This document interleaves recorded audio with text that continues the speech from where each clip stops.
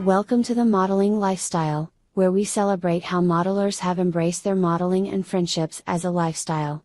We discuss how modeling can become a life passion and lead to lifelong friendships. The goal of the modeling lifestyle is to preserve the modeling and interests of leading modelers in the modeling industry. The modeling lifestyle is sponsored by NGNC, a market leader in quarter-inch scale modeling with products from over 50 vendors and the largest collection of out-of-stock model paints with over 9,000 bottles available. And now to Jim Kello, MMR and host of the Modeling Lifestyle. I love the sound of a whistle. Well, good evening. Thank you so much for joining us this evening. We really do appreciate it. Our show called Modeling Lifestyle is not just an introduction of really great modelers, but of people who have made significant contributions to our hobby and made modeling a significant part of their individual lifestyles. I want to thank you so very much for being here this evening and joining us on our YouTube channel. And please feel free to use the chat function anytime during the show with any questions or comments that you may have. And as soon as I find out about them, then I'll be glad to ask the questions of our guest on the show. All of our shows are run by volunteers. Naturally, we need all the help we can get. So if you have a little time that you can donate, doesn't have to be during the shows, it can be any time at your convenience. We sure would appreciate hearing from you because we sure could use some help. It's amazing how many people are involved in trying to get these shows on the screen for you. But you know, it's a question of the more people we have, the better the shows are. My email is jimkello@newtracksmodeling.com. And please send me an email if you have any interest at all, regardless of how much time or what part of the programs that you'd like to try to get involved with us in. We also have a Patreon account, New Tracks Modeling. We've started a scholarship program of $1,000, and we have an attorney, Jeffrey Jordan, who's volunteered to provide pro bono legal services in order to help us get our 501c3 designation. So we've got a lot of expenses that we normally wouldn't have, that we need to have covered in order for us to be able to provide a scholarship for a young modeler continuing his education in a college or university. And we need the 501c3 designation in order to be able to raise the funds necessary to get that done. So if you can see your way clear to contribute something to us in our Patreon account, that's great. If you can't, another way you can help us is by watching the advertisements. If you see some that you like on each one of our videos on our YouTube channel, because we get paid by YouTube for everybody that watches the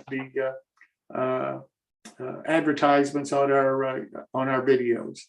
So that's the two ways that we can make money in order to try to get the scholarship program off the ground and to pay the federal government's cost of acquiring the 501c3 designation.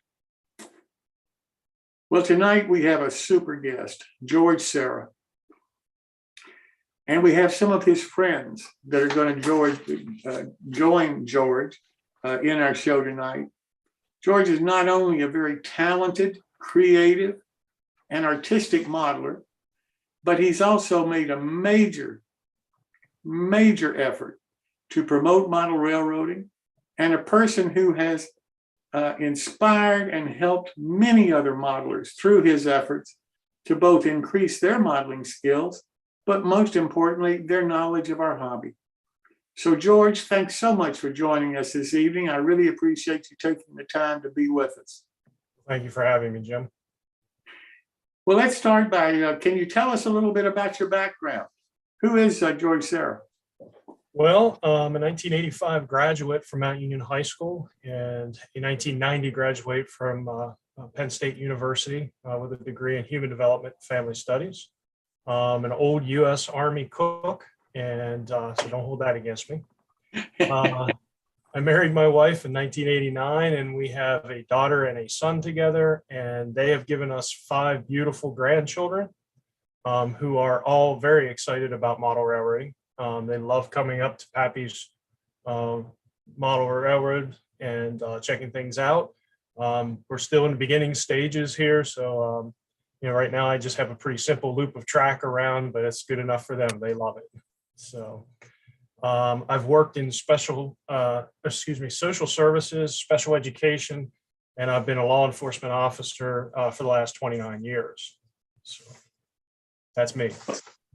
Well, that sounds great. And thank you so much for the service that you provide the community as a law enforcement officer. We need more of you just like you. So thank you for that.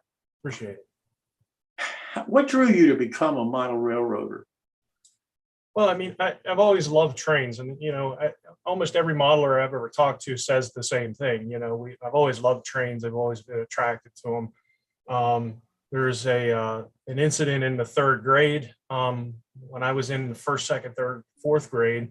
It was in just one building, one classroom each, just a small little school. And the 1st and 2nd grades were on one side of the school, 3rd and 4th grades were on the other. Well, when I moved to 3rd grade, there was a set of railroad tracks that went past the school. So my 3rd grade teacher called my mother and thought I was having some kind of seizures or something because she would lose my attention. I was doing well in school, but so my mom came in, accepted the invite, came in, sat in the back of the classroom, and every time a train would go by, my head would go like this. So they kind of figured out, that was the problem. So it wasn't really until I was at Penn State that I really picked up a model railroader magazine. Just was looking for something to do, found a magazine, started looking through the pages, and it really piqued my interest. So from there on out, I visited, Penn State has a model railroad club. It's been in existence for many, many years. And I visited one of their open houses and just fell in love with the whole thing. So that's pretty much where it began. That's fantastic. And you're lucky to go to Penn State because they did have the club that got you involved. So that's great. Yeah, they still do have the club. It's been moving in the last few years, and I think they're finally have found another home, and they're looking forward to moving ahead and rebuilding a layout. Fantastic. What scales have you worked in? Well, when I was at Penn State, like I said, I picked that up and I had to try something. So I found a little N scale set and scrounged up a scrap piece of plywood from my dad and made a little, actually a 2-track loop, and had a couple turnouts in it, and had the snap turnouts, and hooked that thing up, and away you went. Built a little tunnel for it, had a couple structures on it, had a little siding off and never really did get into putting an industry on that thing, but life kind of got in the way. Got married and had kids and, going up through. So my next real run in, over the years, I was collecting some things, mostly N scale stuff. Then my son became a Cub Scout, and I became a leader, of course, and you go through all of that. And towards the end of his scouting career, they needed the leaders to stay with the Cub Scouts. So I stayed with those guys, and the kids seemed to have an interest in model railroads and trains and things. I introduced it to them, and they loved it. So we started our own little Cub Scout N-track club. Had a little logo and everything. It was pretty cool. And once I met John Clark from the Bricktown Model Railroad Association, and met him actually at work. And he invited me down and, visited the club. We brought our N-track modules to their open house, set them up during one of their open houses. Kids loved it. And that's how I was introduced to the Bricktown Model Railroaders Association. So they actually have always been modeling since 2004 in HO and HON3. So I've done some modeling in those scales. Then I attended the very first Lycoming summer meet, Al Judy's show that he had started. And I'm not sure how many people have been to each and every one of them, but I'm one of them. And fell in love with ON30, just absolutely. At that point, I was realizing that, N scale was just getting a little too small for my vision and for my big fingers and everything. So picked up my first ON30 locomotive at Al's very first show. It was actually a dead rail one. Him and Steve Sherrill kind of, got me sold on dead rail. And, I did a little bit of dead rail stuff, but ON30 is definitely my favorite scale at this point.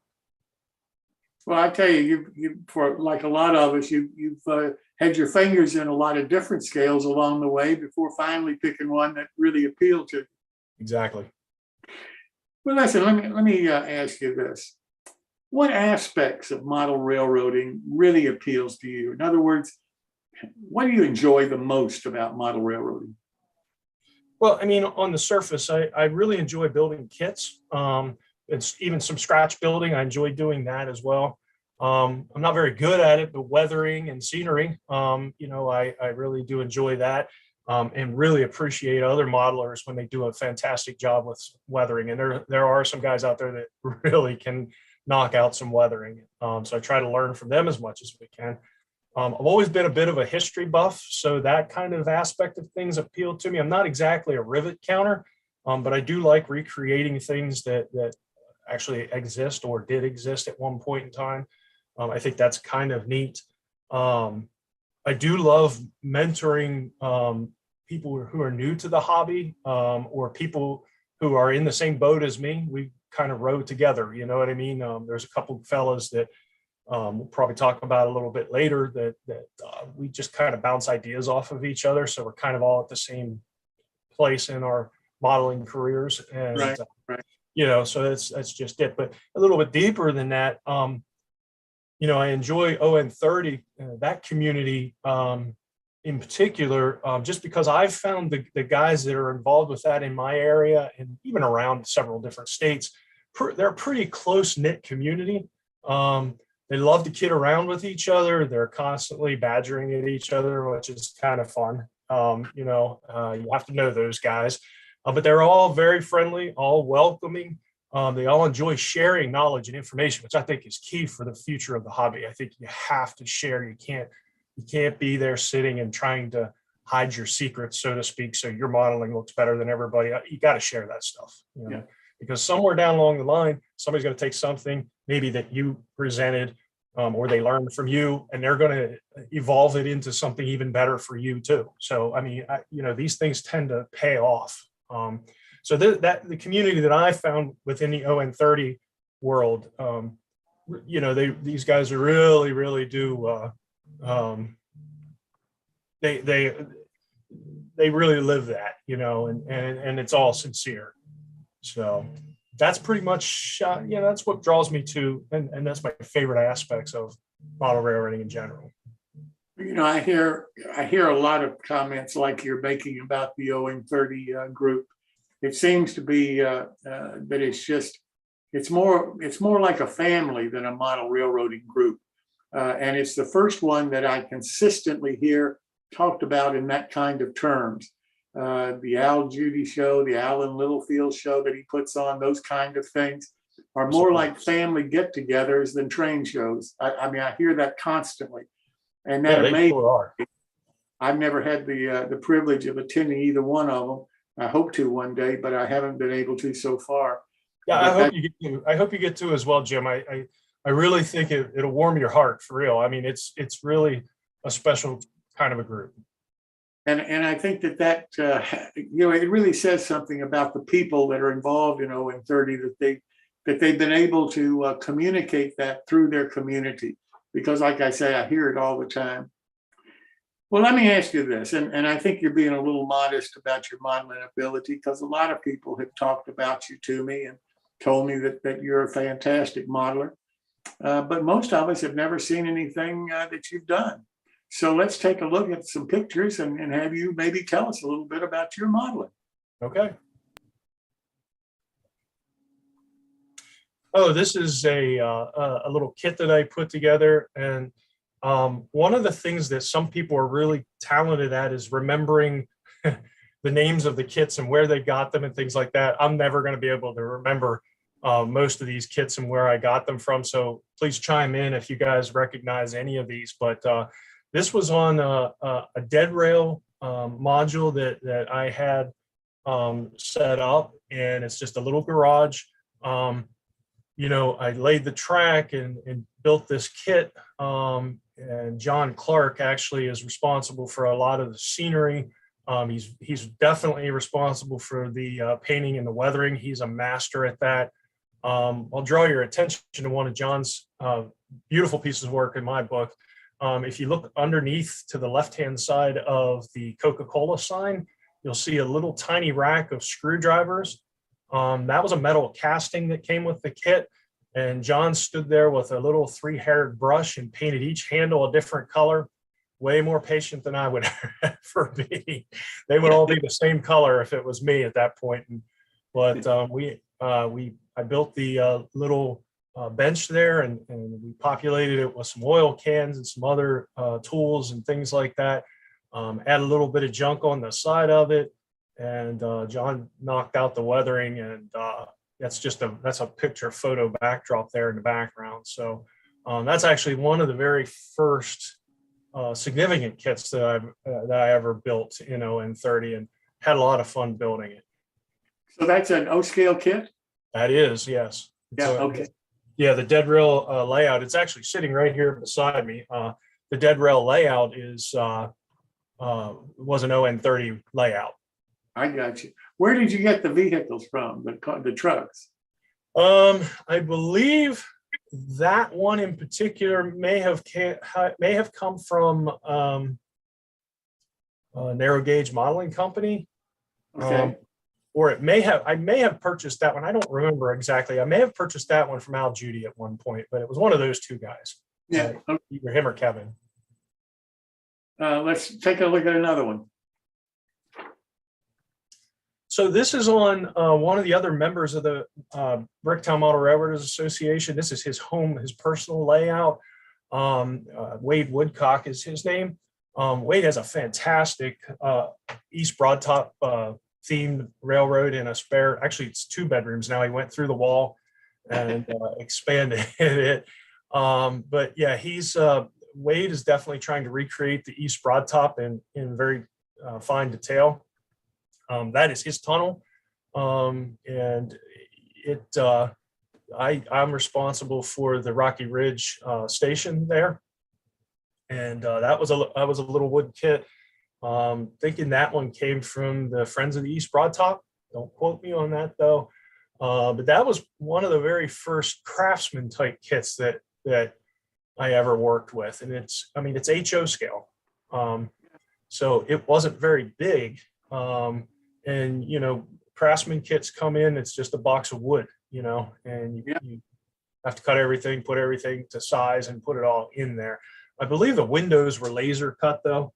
I'm not 100% sure if I'm remembering that correctly. I think they were maybe laser cut. I'm pretty sure I had to cut the window frame or cut the window holes. But all those little battens that are on there were individual little pieces of wood. And I mean, little, tiny little pieces of wood. And that was a real bear to try to get those all lined up and all, not perfect, but you know what I mean? Yeah. Yeah. Well, it's a beautiful scene. It really is. The building's nice, but the total scene, the way you got it constructed is really, really nice. Yeah. And it's fairly close to how it actually looked on the East Broadtop.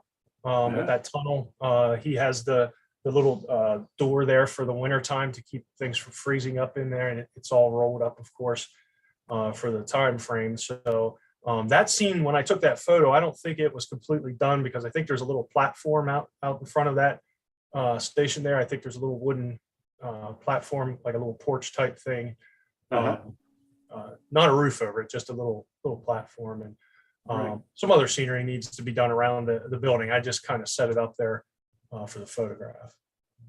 Gotcha. Well, let's move to the next one. Yes, sir. There we go. This guy is a just kind of a scene. It was inspired. I'm not sure. I saw a photo similar to this. I just kind of really liked the idea, and I had a bunch of scrap wood laying around. The posts on that old box car back there, it's supposed to be a box car that's falling apart, and that, of course, the hobos are sitting hanging around it and spending some time there. And pieces of the roof are falling through and all of that kind of stuff. But I use that the posts and things on it are probably a little too thick or a little too big, but that's what I had. So I made it with what I had. That was on that ON30 dead rail layout as well. That was one of the scenes on there. Again, John helped me make some of the trees in the background. Those are Artista figures. Love those things. And so John, is responsible for painting the rail on both sides. I might mention, just so that everybody knows. That's kind of an inside joke in the club. But yeah, it's John and I had a lot of fun building these things. We got together once or twice a week and met out in my shed. And my oldest grandson Silas, he helped us a little bit with some of the. He helped me with hand laying some of the track, and helped with some of the scenery as well. Well, it must be a real thrill to have your grandkids be able to help you do these kind of things. Oh yeah, and they are fired up now. I mean, like I said, for Thanksgiving, my goal was to have the bench work done enough that I could run a simple loop of track around the wall in the middle of the room that I built for Christmas. And I was actually able to get it done in time for Thanksgiving. So it was a little bit of a surprise for them. And they came up here, and I will bet while they were visiting here for Thanksgiving, I had all 5 of them in this room for about 3.5 hours, just watching that train go around that wall. So I can't wait to get some scenery in here and get some track actually laid, going places and doing some other things. I think it's I'll never get them out of here, which is great. Oh, that's wonderful. That is really great. Well, listen, before we introduce the friends that are going to be with us tonight, I want you to tell me a little bit about the Bricktown Model Railroaders Association and Museum. I know that you're heavily involved with it. I know the 3 friends that are going to be joining you are heavily involved in it. So can you tell us a little bit about it? What is the Bricktown Model Railroad Association and Museum? Okay, so I jotted myself down a few notes. So if I look down, that's what I'm doing. I just want to make sure that I cover this. The Bricktown Model Railroaders Association was actually started back around 2004. We'll have to ask Bob to make sure. Bob's one of the charter members. Okay. But I think it was around 2004. At least I know that 2004 they had their first open house. So I believe it was about that time frame. They were located actually in a former elementary school. The school district built another building. They abandoned this building. They were using the building for several other purposes. They were storing things there. The old gymnasium, or what I like to call the cafe gymatorium that they had in the school. That thing was used they had all kinds of school furniture in there. There was actually a gymnasium downstairs. The local elementary wrestling team would come in there, and they had mats spread out. That's where they did their practices, things like that. Well, they gave the club a classroom. So they used one of the classrooms and built the very first layout in. Okay. They didn't charge us, which is great. So somewhere along the line, shortly after I started going there, which I think was about 2010, maybe 2011, the school district thought they had a rentor or somebody to come in and lease the first floor. They wanted the first floor, which is where our classroom was. So they asked us, would you please move your layout upstairs? Of course, when you're not paying rent and they ask you to move, you got to move. So I told, we talked about it, and I told the guys there used to be a library upstairs, which was basically 3 classrooms with like big dividers in them. So they told us any room or rooms upstairs that was empty and wasn't being used, you guys can have and use it. Just let us know which rooms they were. So we took that big library, and then across the hall was another classroom, which we used for storage to store all of our stuff. And then we built the layout in the bigger room. Started building that probably about a year. It was better than a year, probably maybe a year and 2 or 3 months. And we found out that the district was going to sell the building. Yeah. They were having some problems with the building and they just didn't want to put money into it. So they decided to sell it. So it sold out from under us. They told us we had to get our stuff out. Well, no, I'm sorry. They didn't tell us that. They told us we would have to talk to the new owner. So when the new owner came at first, he said, we're fine, but he had other plans for the building. So he asked us nicely to take our things and, go somewhere else. Well, we didn't have any place to go. So we took the layout apart in sections. One of the things we learned from moving from the very first layout to the second one upstairs was build it in sections so that you can take it apart and move it if you have to. The first one wasn't built that way, so we kind of destroyed a lot of it trying to transport it or move it. So we took it apart in the sections we had. We rented a storage locker and stowed everything. And this thing was jam-packed. This storage locker was jam-packed with stuff. And it stayed there for about 3.5 years or so. Meanwhile, we were working on each other's layouts. Like we were working with Wade's layout. We actually built a small O-scale layout for one of the local museums here, which is kind of cool. And it was modeled after the town of Huntington. It's just inside Huntington there. So we modeled that for them and it turned out fantastic. That's the Izard Heritage Museum. So if you're ever in the area, you want to see that, that's well worth the time and money to see that. But anyways, not just the layout, I mean, the whole museum, it's fantastic.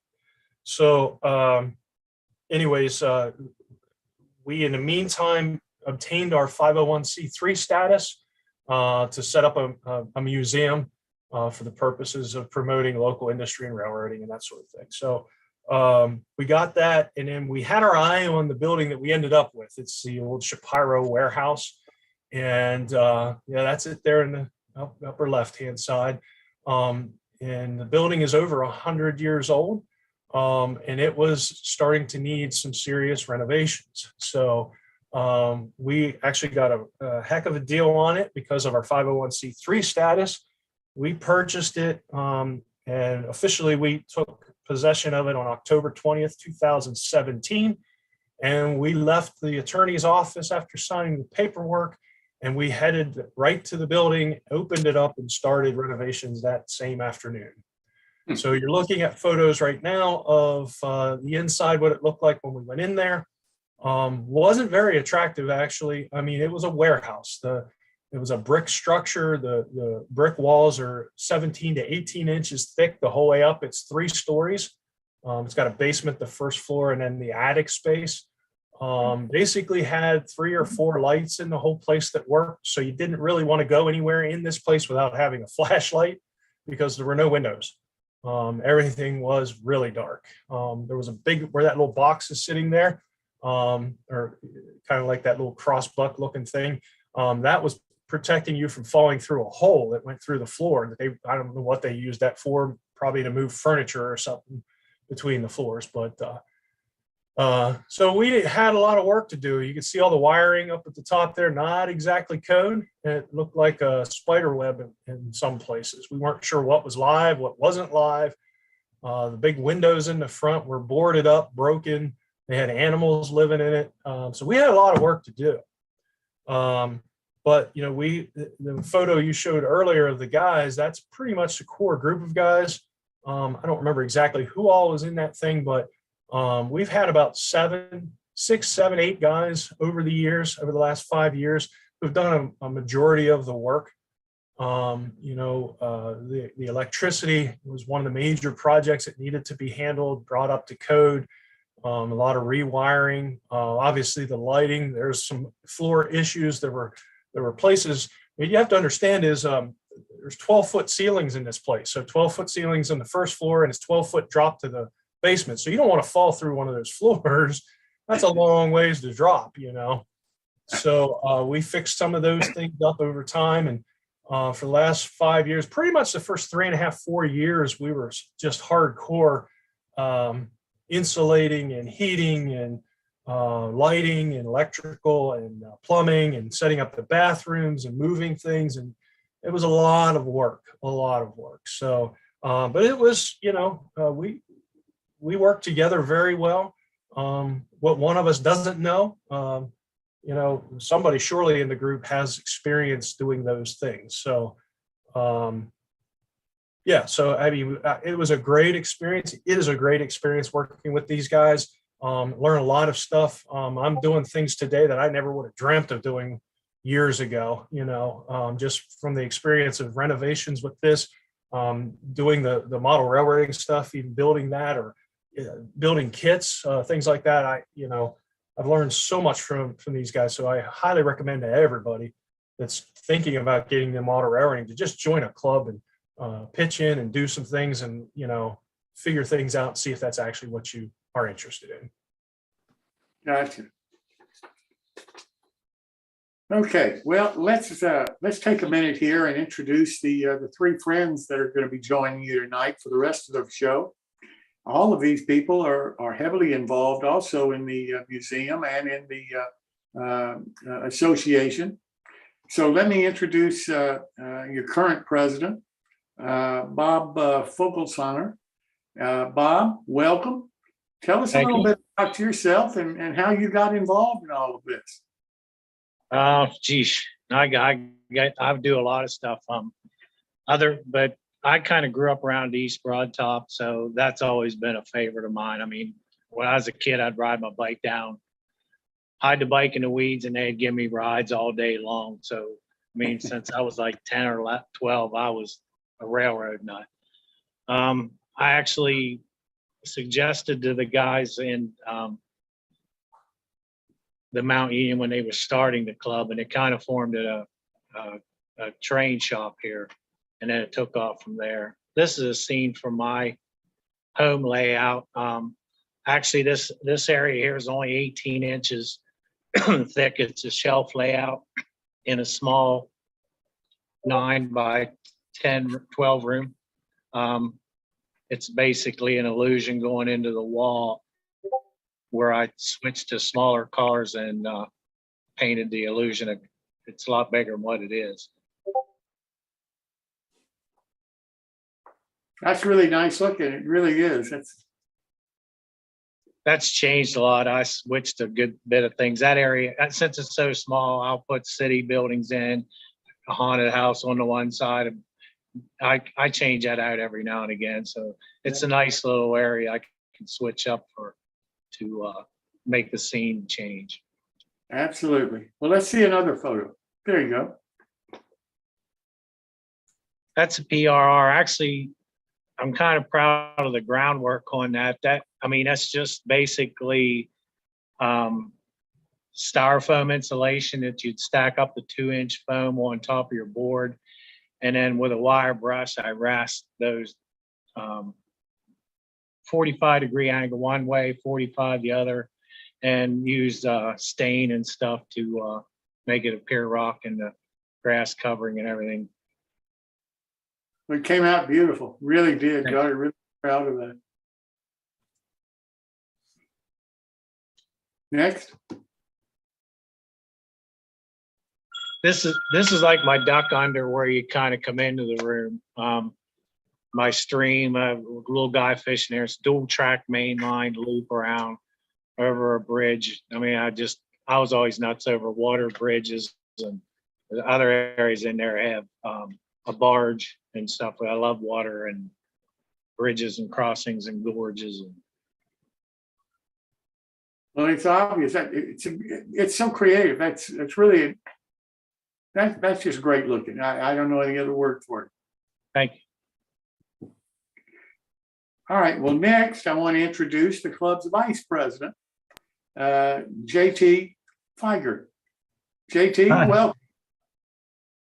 Hello. Can you tell us a little bit about yourself? Well,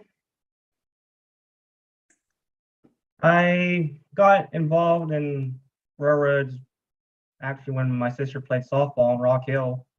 The softball field was right beside the Y there at the East Broad Top, and when I seen 15 come around, I instantly fell in love, and I begged my dad to get me a train set, and over and over again, he finally gave in, and I had the whole living room completely taken up.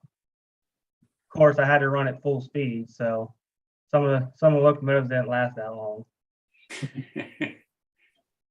But picture you're looking at now, I'm more into the electronics part of it, not necessarily the scenery. I think right here I'm trying to do a crossing at the 4th Street in Huntington, and I'm about ready to pull my hair out. Everything I do, it don't work, but it's getting there slowly. You're working with Arduinos there, weren't you, JT? Yeah, yeah. If you want to get into programming or coding, just start with Arduino. The community around that's incredible. You can learn so much from them. And in this picture, Dave, one of our club members, he's teaching me how to solder the drops down to the bus, and he's not afraid to tell you if you mess up. Let's just say that.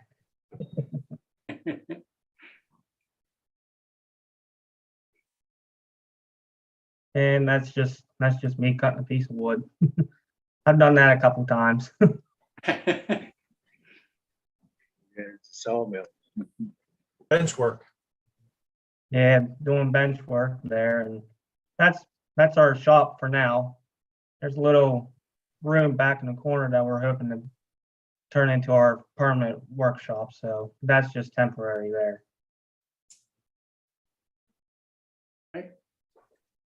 And Dave's the one in the blue t-shirt. He's getting me to get my hands dirty.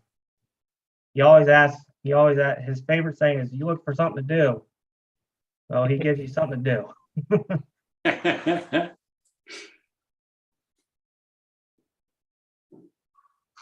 Well, it looks like there's an awful lot to do. The electrical part of it must really be just kind of overwhelming. It can be, but it depends on if you have the right mindset. If you go in there thinking it's just going to go south, then it will. But you learn from your mistakes. Yeah. And that's the only way you're going to learn. Got to try.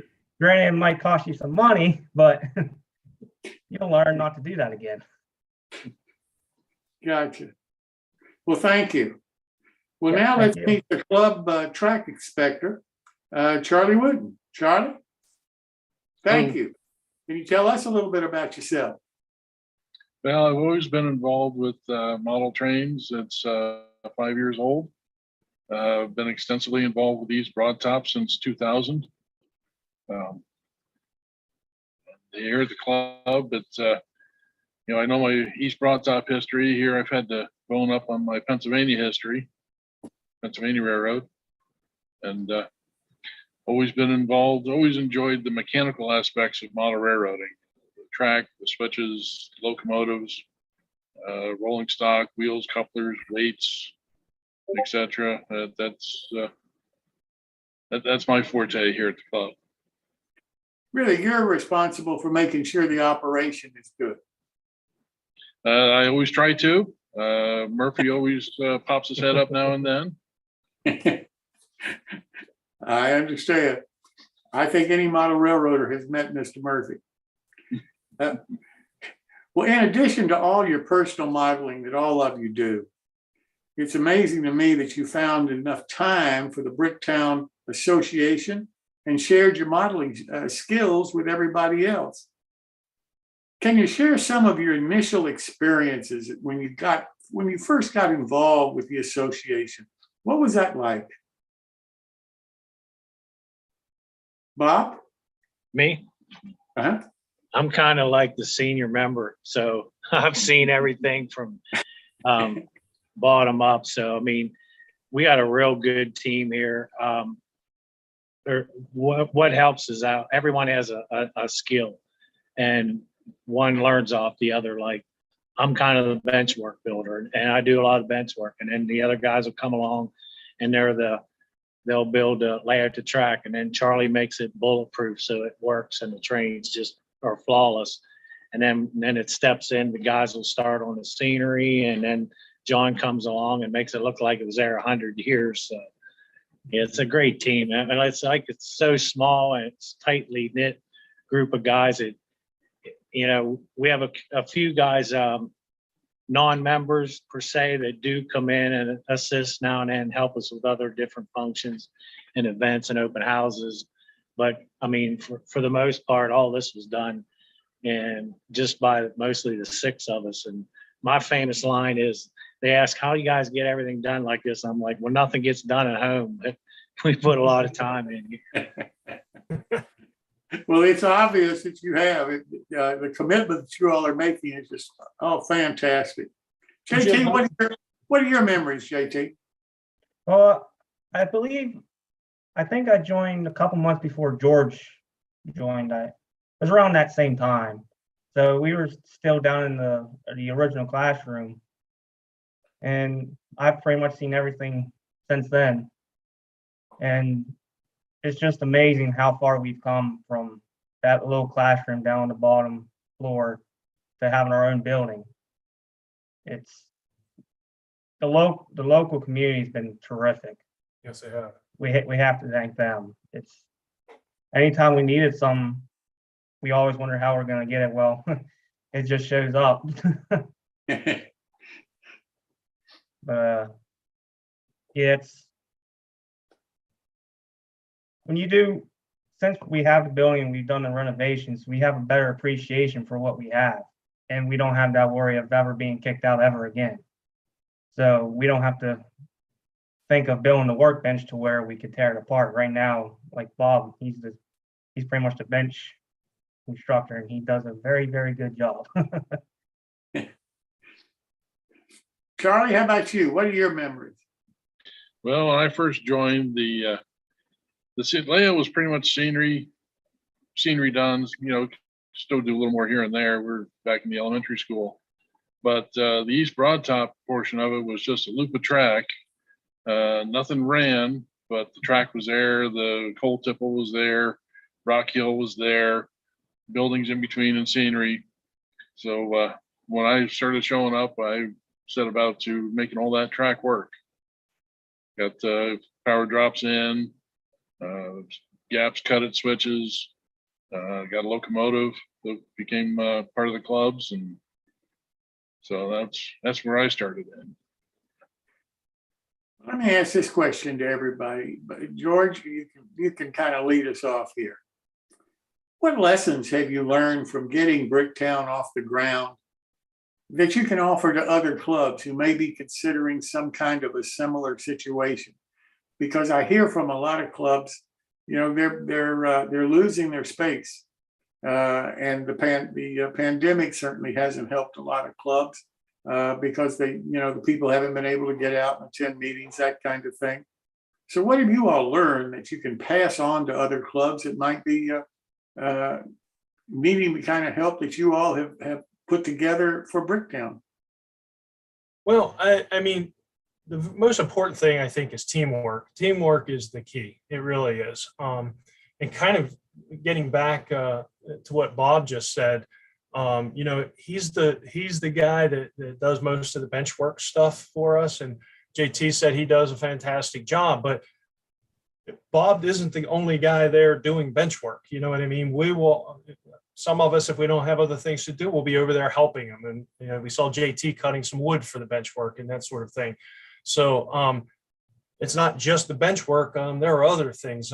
Charlie taught me a while back, actually, when we were still in the school, how to solder drops. And I never did soldering before. You know what I mean? I didn't know what I was doing. So he showed me, the techniques involved in soldering drops down, power drops from the tracks down to the bus line. And, that's, you just pitch in when someone's doing something and they need help, you pitch in.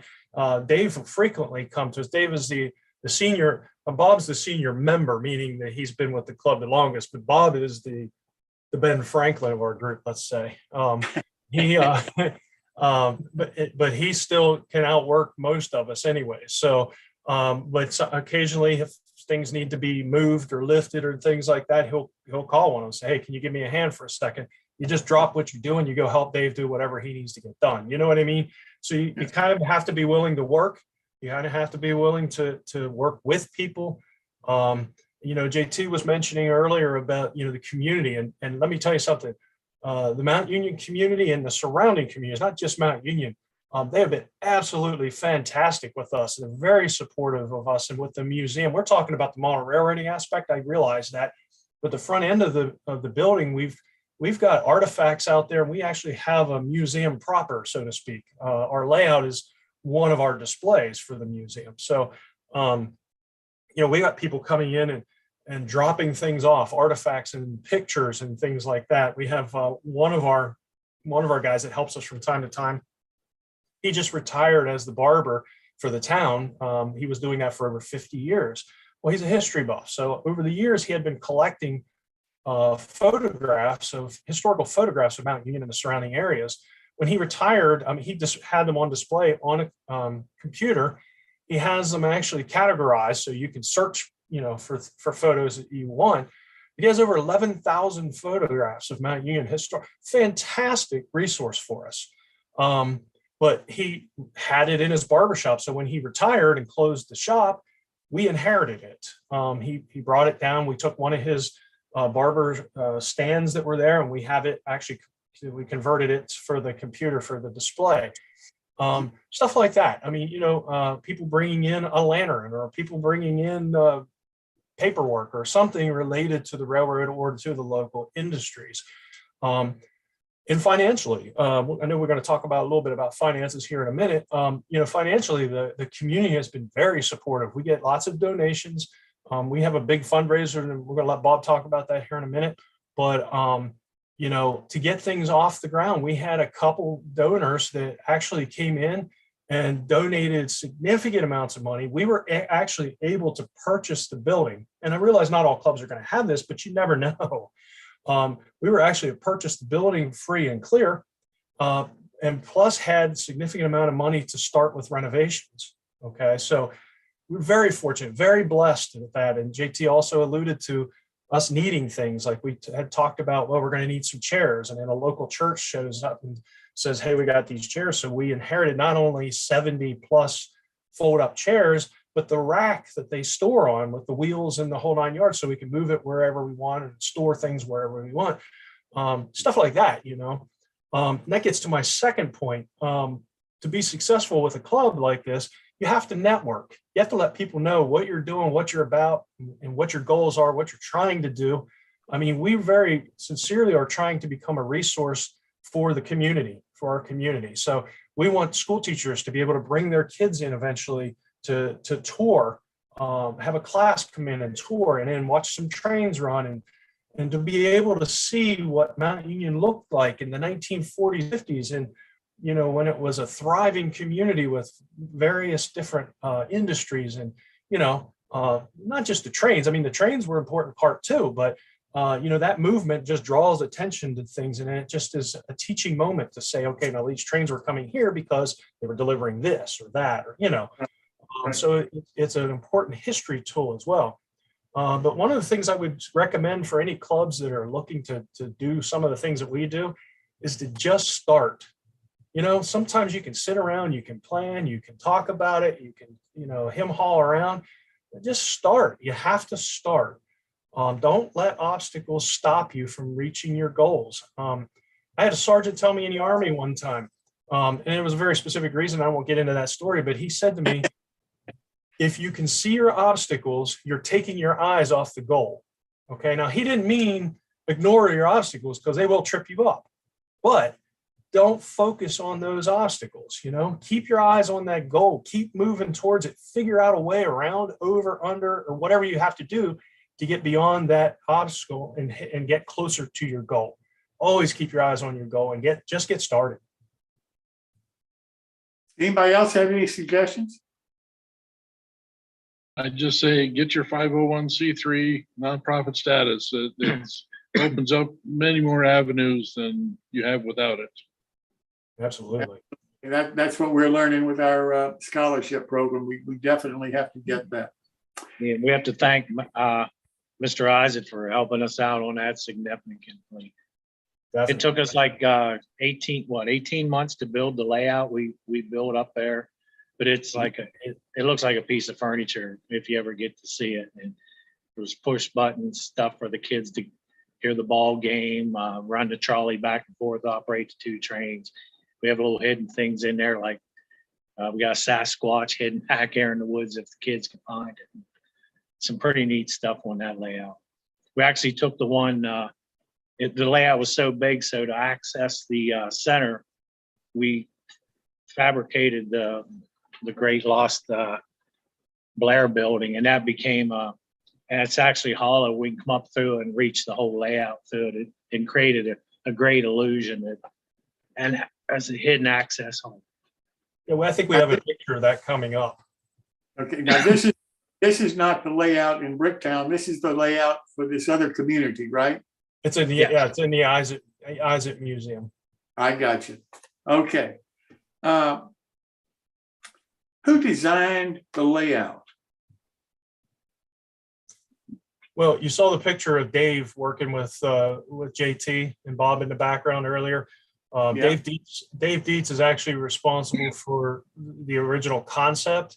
It's an evolving plan. He didn't draw out specific track plans and things like that. It's just kind of a general guideline that we use to go by, so it fits in the space. We have a photograph of that coming up as well, of his plan. Dave is a pencil to paper kind of guy, Yeah. so he's done, we've just been following this plan for how long, guys? A couple of years now, year or two anyways. Yeah. You got that? Is that yeah, there it is. It's right there. I think Bob probably just looked like Bob ran over to get it. Yeah. I wasn't sure how that photograph would show. On the lower side of the picture there is actually a second level. The layout will separate and eventually become kind of like a mushroom design. So you can see things on both sides of it, one above the other. It just kind of, so we can squeeze some more stuff in there. But yeah, that's it there. That's going to be fantastic when you get that finished. Yeah, Dave also, he also took everybody's opinion into consideration too. He always asked us what we thought about this. Yep. What could he do different? And when he first started, he wanted to use the old workbench, use that up first before we started purchasing new lumber to continue the workbench. What you're looking at there is kind of an example of what JT's talking about. The original layout, we didn't have any hidden staging yard, and Charlie suggested we make a hidden staging yard underneath, and that's actually a control panel for the hidden staging yard. If you want to talk a little bit about that, Charlie. Set it up so that each one of the red buttons will align all the switches to get to that particular track. And there's 79 infrared sensors spaced along all that trackage, so you can follow the progress of your train without actually seeing it. So all of that track is hidden track then? Yeah, under the Mountain Union area, yes. I got you. What scale is the railroad? HO. HO, got it. The standards that you use for your layout, the track work standards, the car weights, locomotives, that kind of thing. Can you talk a little bit about that? What standards do you have, and who sets those? Well, the Pensy, we decided on a 30-inch minimum radius, number 8 turnouts on the main line, number 6 is on sidings. Might be a little tight for us. I'm still trying to get my Pensy Q2 to negotiate a 30-inch curve. For the East Broadtop, we had some modules built years ago, and we found 20-inch radius works well for a minimum. And number 6 is for turnouts. So we decided on Pensy, we're going to use code 83. And for the East Broadtop, we're going to use code 70 rail. What about the car weights, that kind of thing? Do you have somebody that in effect says, yes, this car's ready to operate, or this locomotive can operate? Or we do. We've got scale here. We've got extra weights if we need to add them. I'm not a hard-nosed guy that it's got to be the NMRA recommended practice. As long as we're in the ballpark, that's close enough. Gotcha. We Gotcha. do use the NMRA standards whenever there's any doubt, though. Okay. Are you an NMRA club or Yes, we are. 100%. 100%? Gotcha. So you're covered with their insurance and all of that kind of thing.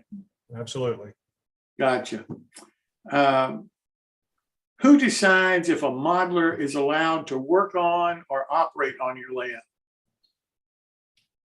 Well, we don't have any formal guidelines as of yet, simply because, we're all friends, and the people at this point, somebody's interested in starting a project. Usually they'll chime in and say, hey, I want to do this, or hey, I'm going to start doing this, or they'll just pitch in and start doing it.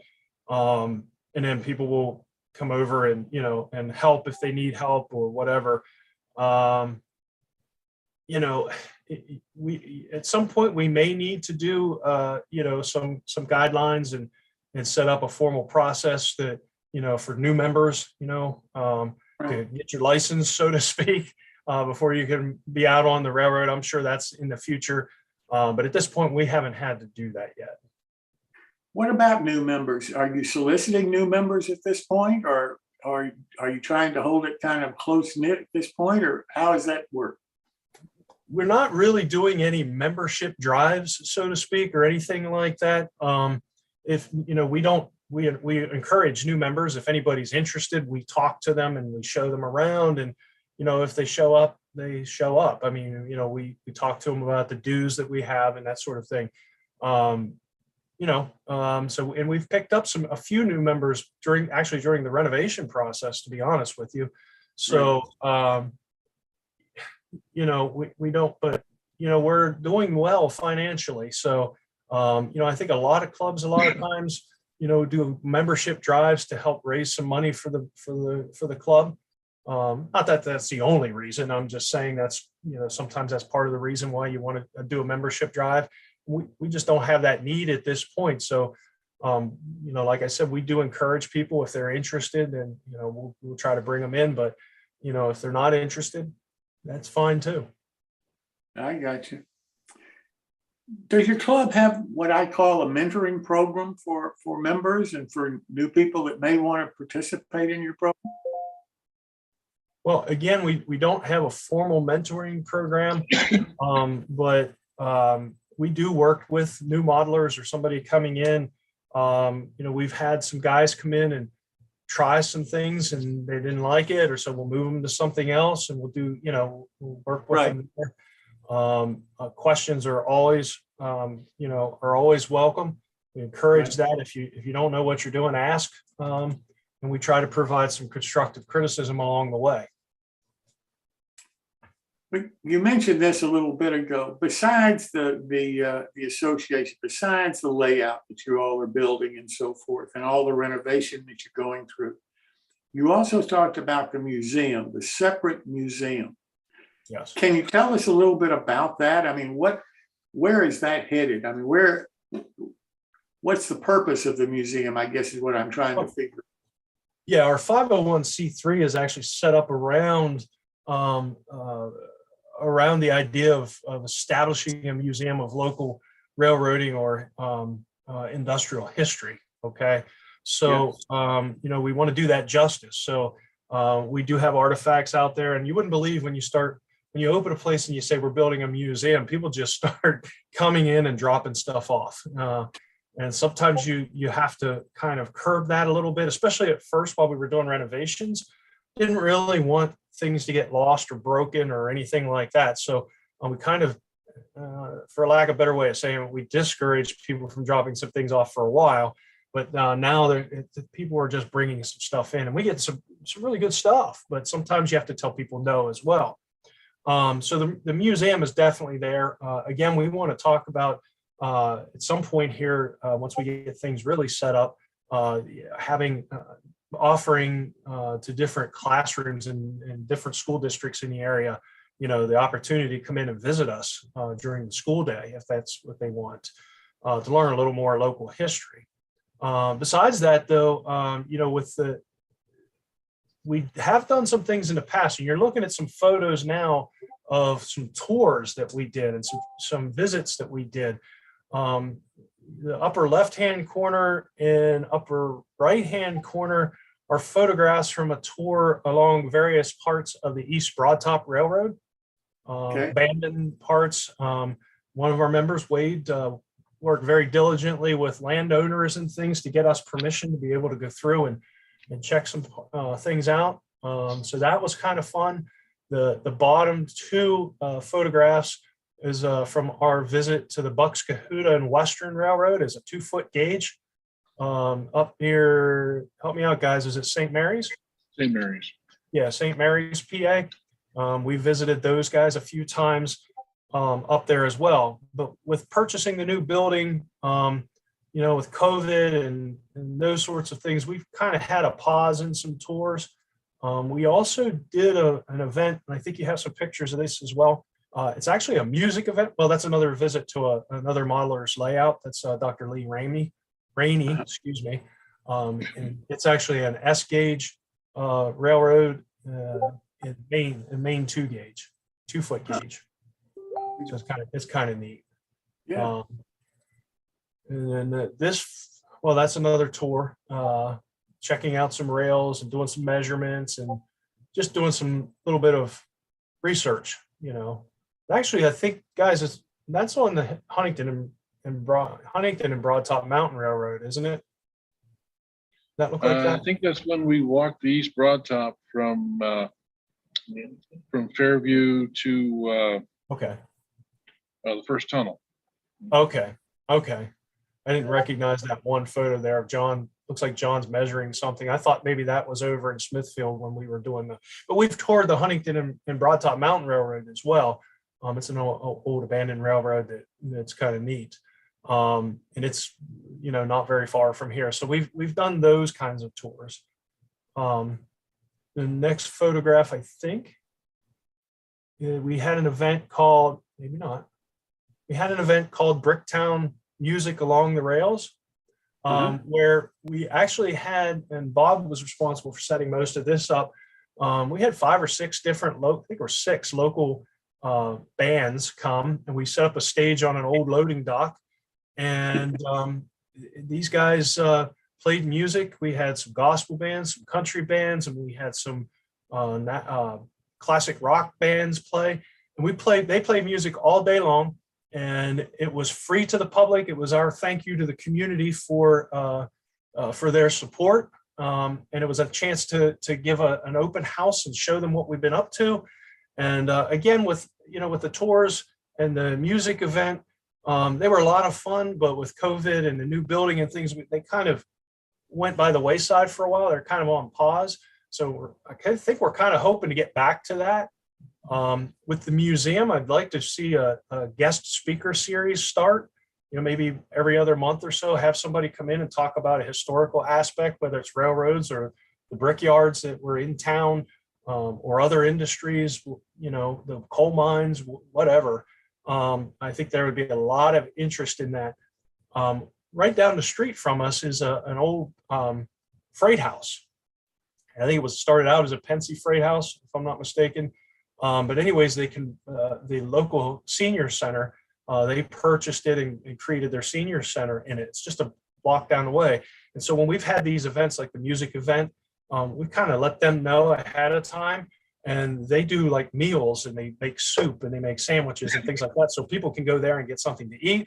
It's kind of a nice way to support them and get them involved as well. So with the guest speaker series, I've talked to some of those folks about, maybe speaking of, about certain aspects of Mount Union, and they are very excited about the possibility of doing something like that. And of course, we're open to any ideas, any kinds of things that brings positive attention to Mount Union, the surrounding areas, and the club and the museum. All right, that sounds fantastic. It really does. One of the things that is obvious with your organization is you have a core group of people who are dedicated, who are committed, who have been with each other and with the club for a long time. And they are, in effect, the officers. They're the directors. They are the worker bees. You do it all, the 6 of you, basically. And other people can come and go, as their interest is. but you're not having the same problems that a lot of clubs around are having, finding volunteers who want to be officers and provide and come into leadership positions in the club. You all are, your club is kind of, it's a family. I agree. Yeah, I agree 100%. One of the things you'll notice too, and I guess I should have mentioned this earlier. I kind of function as the PR director for the club and for the museum. So I tend to like to talk a lot, and these guys do what they're doing there right now. They'll just sit there and let me talk if you don't bring them in on stuff. So I'm gonna try to stop talking as much here, let them chime in on some stuff.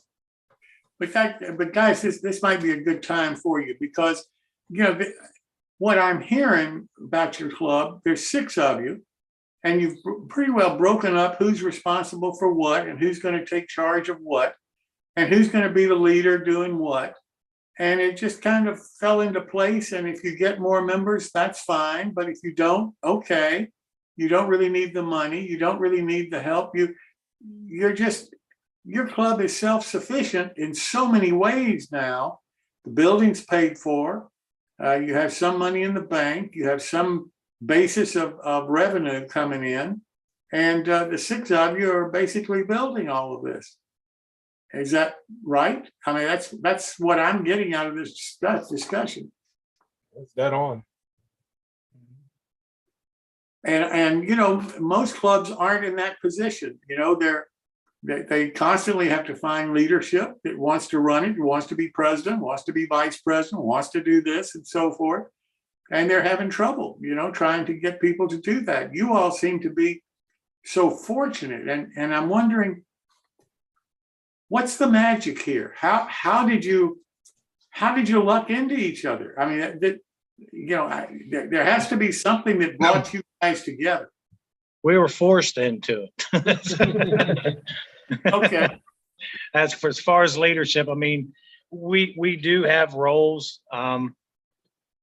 As far as a club that you have to have your standard club vice president, president, yada yada. But we don't look at it that way. I mean, we're all such friends that, I mean, nobody overrides anybody. Everybody has an input. I mean, I may be the president, but I feel like everybody's the president, really, because we all share the responsibilities. And, you know, I mean, if we ain't joking on each other, picking on each other, we're solving problems. You know, so. With me being a young guy, with me being a young one, everybody wants me to get into everything. So, which I don't mind. The more you learn, the better you are. It don't hurt to learn. Young guy gets to crawl in underneath the layout. Yeah, they get me to crawl underneath the layout. That's my main role. That's his job. How did the 6 of you find each other? I mean, seriously, I mean, here's 6 individuals, and in effect, you came up with a common dream, a common goal, and you went for it. How did you find each other? How did the 6 of you get together? It actually narrowed down from others. You know, we had when I first started, there was a whole different other group of guys there, and slowly a few faded away. The other ones come in, and we kind of narrowed it down to us 6, you know, and it just, that was where the dedication was. And I mean, even the 3 years we spent without a building, you know, we just didn't give up. I mean, we were going up, still meeting at the workshop and building the layout for the museum, and, you know, always looking ahead and trying to focus on getting a permanent spot, you know, and keep the thing going. Yeah, we were also working on other people's on each other's layouts too. I mean, we were helping with that. It's just a love of model railroading, a love of our community. You know, just a desire to do it. And I honestly think especially since we got the building, we feel ownership there. You know, we own that building. That's ours. Okay, so it kind of helps develop a little bit of ownership to it, and a little bit of dedication to it. You know, and we want everything to go well. We want it to really flourish, and it is. It's getting there. Yeah, I remember exactly how I found out about the club. A family friend of ours worked with George and John, and he knew about them being members, well, getting into railroading, model railroading, and he mentioned it to my dad, and I went to a work session, and that was the start of it. How old were you then, JT? Oh my, 15? I think so, yeah. No, I think I was younger. I think I was 13 or 14. Okay. I was pretty young. 25 now, so I got some years in me. Let's talk about your financing. Yeah, how do you raise the money for this? Well, let me just start, and I'm gonna kick it down to Bob there because he can tell a lot more. All right. Just like any other club, we have dues, monthly dues. We do offer a little bit of a discount if you pay your dues a year in advance. Some people take that option. We do function on donations. So, when folks come in, we have a sign that says, this layout is being developed solely on donations and, that sort of thing. And we do make sure that we try to buy as many supplies and things like that we can locally as much as possible. We try to support other businesses. We've done some things in the past, like we had a year or two that we did some sponsors with some local businesses. We may get back to that, but what basically we did was we had a sign that we put up that had their business mentioned on the signs. And we put that up for the music event and for our open houses and things.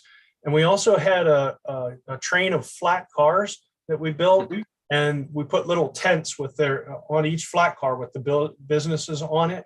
And, during all the open houses, we had that train running so people could see the flat cars with the businesses that had supported us.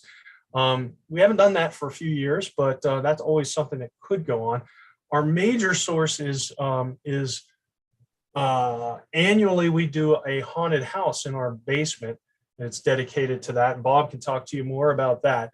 And it is a major source of our income. We run that through the whole month of October. And we also actually run it for Valentine's Day. So but that's been very successful for us. And we're fortunate enough to have the basement to dedicate to it. So you go ahead and tell them a little bit more about the haunt, Bob. Well, the haunt is something, I mean, when we looked at the building,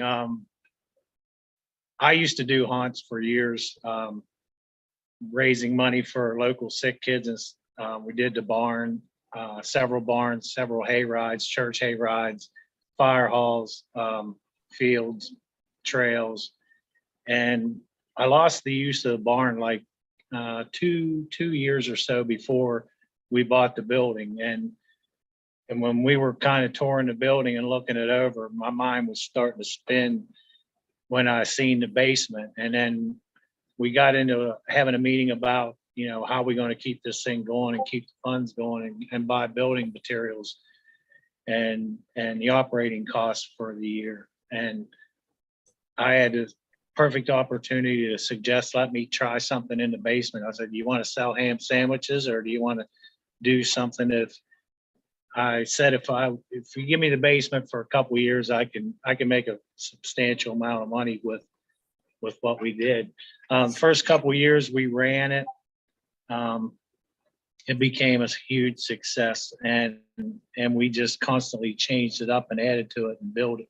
And I have like 20 volunteer actors who come in, and I have like John, who's in the club and who's the artist that does all the painting and artwork. I build the props, the electronics parts of it, and some of the acting. And my girlfriend, she runs the actors. She keeps them all in line and takes care of that. And while we run maintenance on the thing, but within that, we don't do much all year, but come that 1 month, we can make enough money for the operating costs that no one will ever have to pay to come into the museum area. The haunt actually had a rating there. We had a haunt rater who traveled 80 haunts in 18 states from Maine to Florida. And he rated us as like 3 out of 4 stars and gave us we ended up getting a top 5 unique haunts in Pennsylvania, or not in Pennsylvania, in the East Coast. The other ones being in Alabama and West Virginia and Georgia. But yeah, we was really proud of that to hit that. So that's going to boost us up like majorly on the haunt side. But that amount of money just coming in there alone helps tremendously up here. So I bet that's awfully creative. It really is. And you're fortunate, like you said, to have a basement with a 12-foot ceiling to be able to use. Jim, the photo you're looking at, the guy to the left, that's actually John. In that mask. The mask actually improves his appearance there. So, but anyways, last year I think we set a record. I believe, Bob, we put 1,626 people through the haunt this year. Is that right? Yeah, a little over that. Yeah. Yeah. So that's a lot of ham sandwiches, Yeah, it is. Sure is. Well, listen, let me ask you this. What about the future? Look ahead 5 years for me. Where would you be 5 years from now? Well, hopefully the layout will continue to progress. We'll finish up the last few, I don't want to say last few, because there's always going to be things that need to be done at the club, physical plant kind of things, but we got a few more renovation projects that need to be finished up. Hopefully those will all be done sooner than 5 years. I mentioned earlier about restarting the tours and the music events and maybe having some guest speakers coming in, school visits coming in, and literally becoming a part of the community as a resource. So, hopefully, and, Bob mentioned there kind of briefly that it's very important for us that we never charge admission for the museum or for the club. It's always going to be donations as much as we can. And the haunt helps support that. So that's just very important to all of us to try to keep things that way. We don't want people not coming in because we charge $1 to get in. You know what I mean? And there will be people out there that would make the difference. So we don't want to do that. Well, anything else, guys? Do you see the need for a staff member at some point? I don't think so. Do you guys? I don't see a reason why we would have it, because we're there Tuesdays, Thursdays, and Saturdays, and pretty much all the locals know our schedule. So, well, here's the other thing too, Jim, is I'm getting ready to retire in March, so yes. I'm going to have some of my time is going to be freed up, and I'm planning on a day or two through the week, so that to be there just to kind of do some things, but also so that the museum has some hours through the week, in the daytime hours. And then of course, if schools need a specific time or whatever, we can make appointments and do things that way. So that kind of frees me up a little bit. I don't see us, anything's possible in the future. We could potentially have an employee, but I don't see that in the 5 years anyways. With the pandemic going on and so forth, and inflation, the rising cost of gas, and all the costs going up, what do you see for maybe not your club, but what do you see for local clubs? Are they on the way out like the local hobby shops are? I don't think so. There's always an interest in model railroading, and you just have to be creative. And I think our experience, not so much during the pandemic, but when we joke around and say when we were homeless, when we had everything in storage, we became kind of a traveling club, going to each other's layouts, going to the Isaac Museum to build theirs and work on theirs. So it kind of call it a traveling club. And then we actually made some modules ourselves to take to different places, and we took them around. And so I see some clubs. I know that the Penn State Club, they've been homeless for a little while now, and they've been doing the modular thing too. So the interest is there. People want to do model railroading, and I just don't see, the need for model railroading clubs to go away. They just have to adapt. Remember me talking about the obstacles. It's just an obstacle, figure out a way to do model railroading and avoid that obstacle. Continue the club. Let me ask you this: who were the people that most influenced you? Who really taught you model railroading? Oh, wow. You talking to me? I'm talking to everybody.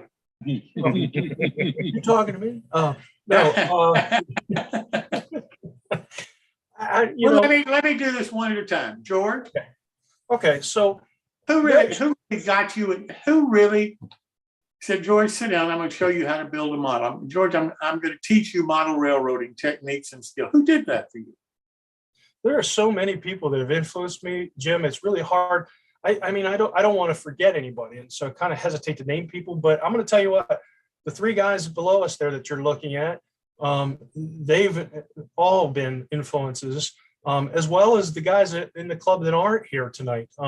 Dave and John, and those folks, and Wade. They've all. Wade's the first guy that actually handed me a kit. He said, "Here, I need this built for my layout. Just build it." Okay.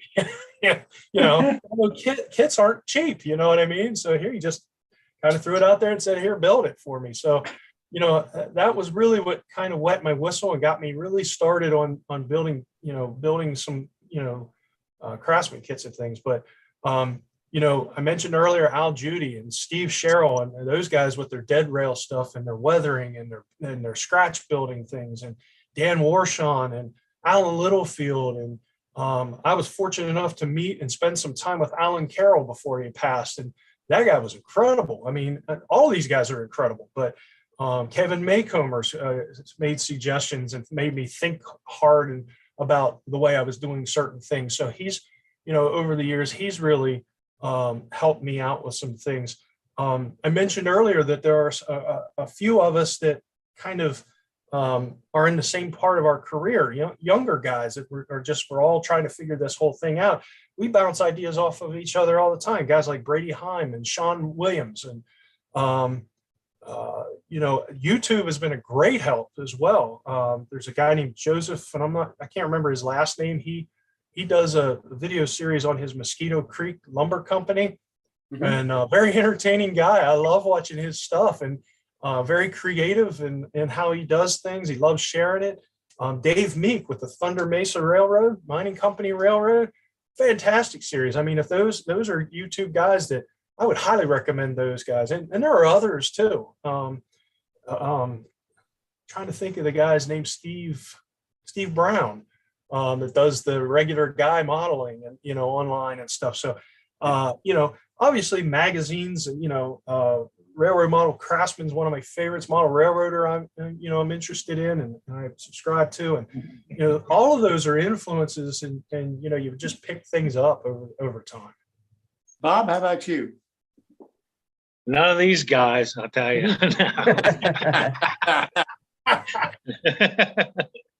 Now, I mean, I've started. I was back in the day before. I mean, it was before YouTube, any of that stuff could help you. It was a 4x8 sheet in the basement, and try to understand what the magazine went on to. Just try. I was more of a hands-on. Someone showed me something, I'd pick it up and try to read it, understand what they were talking. It was a little bit different, but had a nice little 4x8 layout. And but man, I've learned a ton of stuff from these guys, and I learn something every day. You can never stop learning. If you think you learned everything, well, there's still something else you can add to it. JT, how about you? Well, I'm the youngest, so I got these guys. I guess that's all I got. Now, well, you're awful lucky. Yeah, just model railroading. The possibilities are endless. So anybody that I see on YouTube, they're inspiration, really, more than an influence. They're an inspiration because I can see what can be done, and you're only limited by two things: the space and how much money you have in the account. Yeah. Charlie, how about you?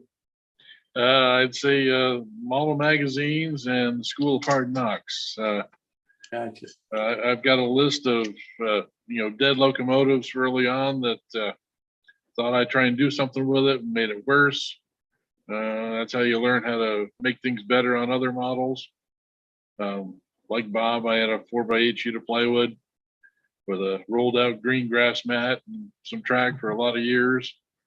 But trial and error, and find out what works, what doesn't work, and repeat the good stuff. Absolutely. I understand. George, let me ask you this. When you've built a model, and you sit back and you look at it, how do you know to stop work on it? How do you know that that model is finished and you can move on to another project? Well, sometimes that can be difficult. I think it depends on the scene you're doing. You have to know and kind of have a vague idea of where you're going with your model, and what you want it to look like at the end.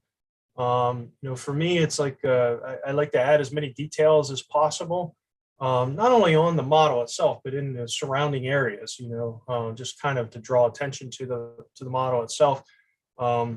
And the big thing for me is weathering. I like the realistic look of things. So if I'm looking at a photo, or in my mind I have what something should look like, I have photographs or pictures or visits to places.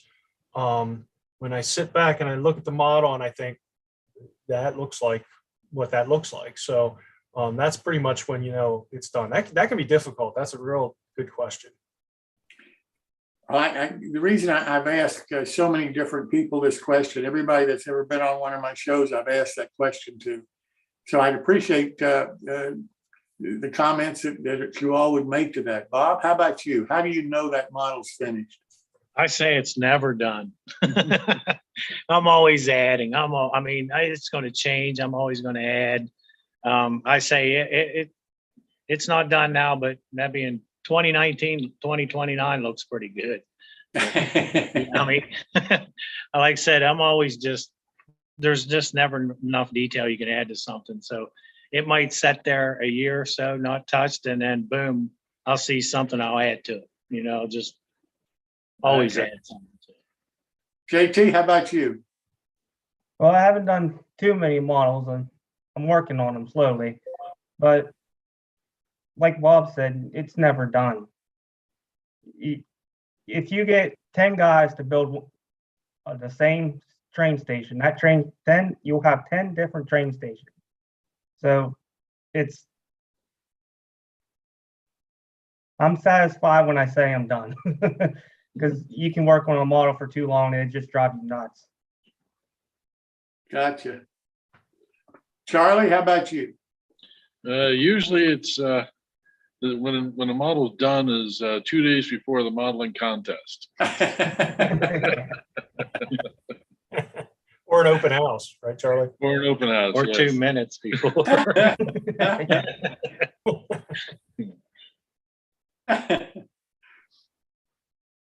Do you look at your model, George, and say that's a piece of art? I've never really thought about it like that, but I suppose it is. I mean, it's a creative creation, something that you've made either out of scratch or even from a kid. I mean, it's something you've put together. And I like to put as much artistic creativity as reasonable into a model. I think sometimes you can overdo it. You can make things look a little too over the top. So you just kind of have to be reasonable about it, sit back and look at it and go from there. Let me ask you this last question. What advice would you have for a new modeler coming into the hobby? Ron, So I'd start small. Don't go too big. That's what I did. Like Charlie, I had a 4x8 sheet of plywood. Well, actually, no, that was as a living room floor. That was my first layout. Yeah. Of course, I had to take it apart every night, but I just look at other people's work and see like how they did it. And like I think in September we took a tour of local layouts, and I was looking at seeing how they did their scenery, how they did their electrical. It's every single one was incredible. It's just start small and look for inspiration. Bob, how about you? I tell everybody, make a shopping list before you go to a hobby shop, because because usually if you don't do that, you seem to like buy everything that's cool and you come home and it doesn't fit the layout.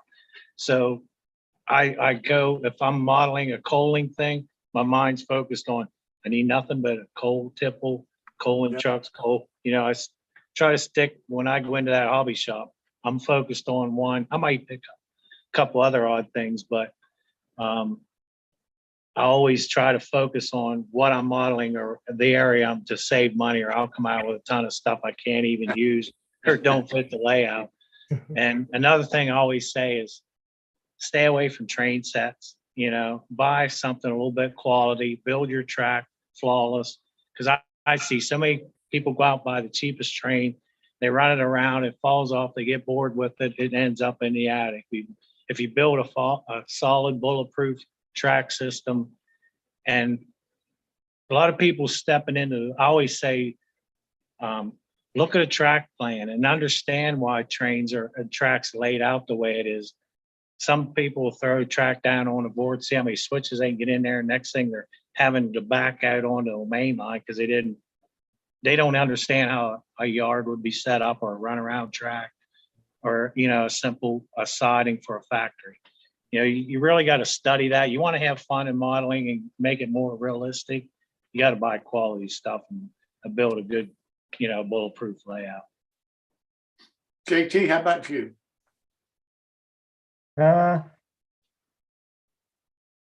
much like what Bob said. If you go in a hobby shop, know what you want to get. Because when my dad was shopping for me for Christmas, he said he'd spend about 3 hours in there. He just get carried away with it. But yeah, just know what you want to model and stuff like that. Charlie, how about you? I have to say, don't be afraid of taking that first step. We all stumble along the way. We all get back up again, get used to it, learn from it. I remember the first time I put DCC in one of my brass East broad top locomotives. My first thought was, I'm paying how much for this, and I'm starting to cut it up. It's, but don't be afraid to take that first step. Gotcha. Well, gentlemen, listen, Jim, can I add to that real quick? Sure, absolutely. I think personally, like Charlie said, just get started. Don't be afraid to make a mistake. Almost everything. Well, one of you guys has said this to me before. Almost everything is fixable. So even if you make a mistake, you can figure it out and fix it. And the other big thing is that if you seek out advice, if you're stuck on something, you're not sure how something works, or you're not sure how, find somebody that knows and that you trust, and seek out the advice. Well, gentlemen, this has really been fascinating for me. I've learned a lot from you, and obviously the Bricktown Museum and the association that you all have created is it's outstanding. There's just no other word that I can think of. You ought to be really, really congratulated for it. So, Bob, JT, Charlie, do any of you have any last words that you'd like to say about your organization or what you're doing? Just stay tuned for more to come. Stop by and check us out. And we love having visitors. So, you stop in, get George's 3-hour tour. We'll have you set up for a while. Well, I thank you so very much for being here this evening. Like I say, we learned an awful lot about your organization and about you all too as modelers. And I can't thank you enough. And George, we're about to close this out this evening. So I'll give you the last word, sir. Okay, well, first of all, Jim, I'd like to thank everybody for tuning in, and want to thank you personally and Dylan and Phil for providing this opportunity to talk about the Bricktown Model Railroaders Association and the Bricktown Museum. I love the PR stuff, so any PR is good PR. So again, I would echo what the guys said. Come on in, check us out if you're in the area. we'd more than love to just show you around, talk to you a little bit about our building, talk to you about our process if that's what you're interested in, the artifacts that we have, the layout, that sort of thing. So please come on in and check us out. We're free, so it's, there's no admission. Come on in and see what we got. Would also like to take a second here to thank Bob and JT and Charlie for taking time out of their night and coming on in here and helping us promote the hobby and promote the club and the museum. We'd like to also encourage other modelers that are out there, potential modelers that are out there. Join a club. If you got a club in your area, get into it. Even if the club that doesn't function as smoothly as what ours appears to function. I mean, we have our issues from time to time, but everybody does. So, get in there and be part of the solution. Don't be part of the problem. Get in there, tackle whatever obstacles you got to tackle, and keep your eyes on that goal. You know what I mean? Just keep moving, keep modeling, keep doing your thing. Don't give up. Don't stop. Also, don't forget about kids, man. They are our future of the hobby.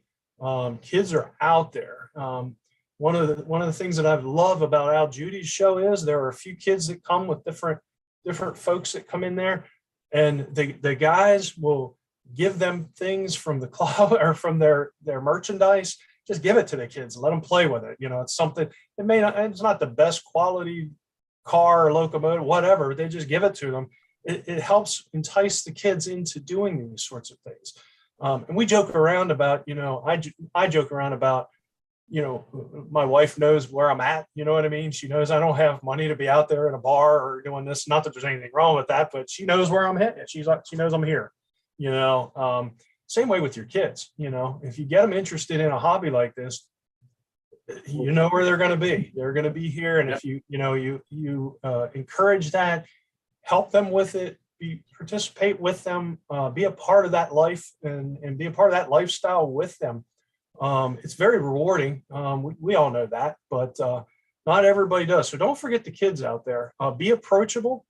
Make sure you're enthusiastic and you show them how much you enjoy the hobby and how much joy you can get out of this hobby. I mean, it is phenomenal. I'm really excited about the opportunity to talk about it. And anybody that, like I said, if you're interested in the museum or a club, come on in. We'll give you the tour. Well, George, I can't thank you enough for taking the time to be with us tonight and for providing the photos and the contact information that you have. It's really been my honor to be with you tonight and to meet your friends and to have them talk about your organization and what you all have accomplished. And it really does sound, while you call it an association, a museum, it's like one happy family. And it's obvious listening to you all talk about what you have achieved and the direction that you're going, what you hope to see in 5 years. It's like a big family there. So congratulations. I wish you the best of all success, and thanks again for being here tonight. Thank you, Jim. We appreciate it. Yes, sir. And to our viewers, thank you for being here tonight. We hope you enjoyed it. Most importantly, we hope you learned something, both about who George is and his friends, but also about the Bricktown organization, the museum, and their association. It's really an outstanding organization and something that they have every right to be really proud of and promote. If you'll please subscribe to our YouTube channel while you're there and ring the bell, then you'll get notices of all of our future shows for the different modelers and the different organizations that we do. We do these once every 2 weeks on Thursday evenings at 7 p.m. Also, if you'll subscribe to our website, newtracksmodeling.com, you'll receive a weekly email giving you the login information for our Zoom show, which is every Wednesday evening at 7 p.m. Eastern. And the only way that you can get the login information is by subscribing to our website. Lastly, if you have some time, we always need volunteers. If you can spare a few dollars, we certainly would appreciate the donation. And again, thanks everybody for being here this evening. And until next time, happy modeling.